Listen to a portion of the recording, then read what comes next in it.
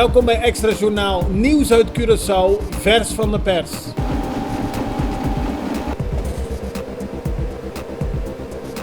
En dit is het nieuws van vandaag. Curaçaose politie heeft gistermiddag in een persconferentie gereageerd op verschillende video's die zijn te zien op sociale media.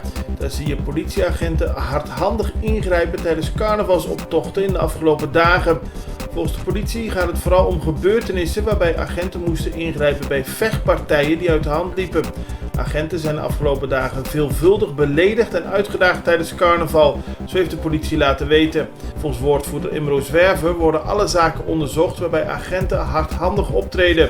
Maar bovenal heeft hij de bevolking opgeroepen zich tijdens de Marcha de Despedida te gedragen en de politie niet uit te dagen. De politie zegt direct op te treden bij mensen die agenten beledigen of uitdagen. Tijdens carnaval gold zoals bekend een strenger beleid door de politie. Afgelopen vrijdag tijdens de tienerparade werden verschillende mensen aangehouden die zonder rijbewijs reden. Ook enkele mensen die dronken waren zijn opgepakt. Maar meest verontrustend waren de 3 verschillende personen die langs de route van carnaval stonden met een wapen in hun bezit. Het gaat om een man van 19, een van 22 en een van 57. Ook tijdens de Gran Marcha is een man opgepakt die naar carnaval was gegaan met een wapen in zijn bezit. De afgelopen dagen zijn er verschillende controles uitgevoerd in de cellen van de Curaçaose gevangenis. Autoriteiten waren bang dat er wapens in de SDKK zijn afgeleverd met drones en dat er een liquidatie op handen is.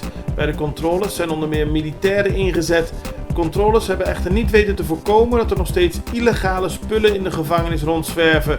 Zo is er op sociale media een filmpje te zien waarbij een bekende gevangene zijn verjaardag viert met heel veel medegedetineerden. Hij heeft in zijn cel een taart en in plaats van kaarsjes staan er marihuana sigaretten op de taart. De Venezolaanse president Nicolás Maduro heeft op 1 maart de luchtgrenzen tussen Venezuela aan de ene kant en Aruba, Curaçao en Bonaire aan de andere kant voor even geopend. Daardoor konden de vliegtuigen van Laser en Albatros heen en weer vliegen en konden er Curaçaoënaars die vastzaten in Venezuela terug naar Curaçao komen, net zoals er Venezolanen die terug wilden naar hun eigen land op die manier weer terug konden komen. In de vroege zaterdagochtend zijn het 4e en het 5e dodelijke verkeersslachtoffer gevallen op Curaçao. Het gaat om een motorrijder en een chauffeur van een personenauto die met elkaar in botsing kwamen op de weg naar Westpunt ter hoogte van Kloof. De motorrijder van 31 jaar oud reed tijdens de botsing met hoge snelheid op de verkeerde weghelft in de richting van Punda. De automobilist van 25 jaar oud kon de motor niet meer ontwijken.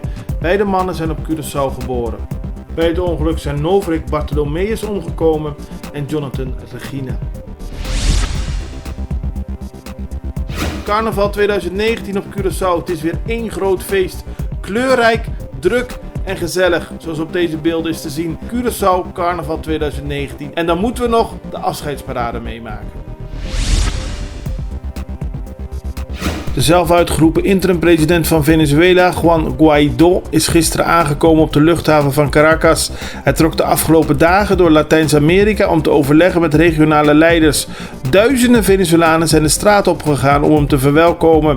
De politicus loopt het risico om te worden aangehouden omdat hij een uitreisverbod negeerde toen hij Venezuela verliet. Hij heeft opgeroepen om zaterdag weer op straat te gaan en te demonstreren voor vrijheid. En verder in het nieuws. In het zuidoosten van de Verenigde Staten heeft een reeks wervelstormen aan minstens 23 mensen het leven gekost, onder wie ook kinderen. Mogelijk loopt het dodental nog op. Tientallen gewonden zijn naar het ziekenhuis gebracht. Naast Alabama werden ook gebieden in Georgia door tornado's getroffen. De wervelstormen behaalden volgens de Nationale Weerdienst windsnelheden tot wel 218 km per uur. Ook dit jaar is het carnaval in Brazilië heel groot. Het is indrukwekkend, kleurrijk en er waren weer heel veel mensen. Onder meer de beroemde voetballers Ronaldinho en Neymar die hebben zich op het carnaval vermaakt. Terwijl Romario in Nederland bij Eindhoven ging kijken hoe het daar werd gevierd.